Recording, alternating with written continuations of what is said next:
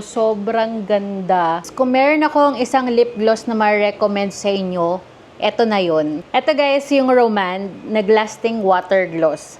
Sobrang worth it nito, hindi kayo magsisisi. And tignan nyo naman kung gaano ko siya ka-favorite at laging ginagamit, ganyan na lang siya oh. Tignan nyo guys, ipapakita ko sa inyo kung bakit siya worth it. Eto, masasabi ko siya na pwede mo siyang gawin as lip balm or lip gloss. 2-in-1 na siya. Nakakapag-moisturize din siya kasi ng lips. Alam mo yon, kahit na tumagal siya sa lips mo, talagang napapa-moisturize niya yung lips mo. Tignan nyo guys yung Doe Foot applicator niya.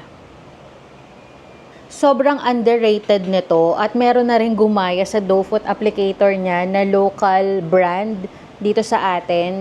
Pero mas worth it pa rin to. Magkasing price lang sila.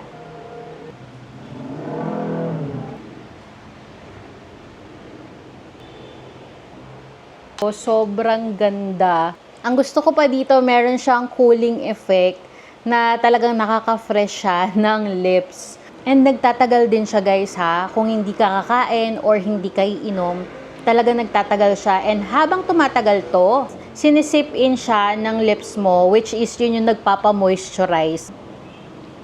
Kaya ito, the best for me. Kung mauubos ko to, talagang magpe-purchase pa ako. So, ayun lang guys. Buyers, follow me for more!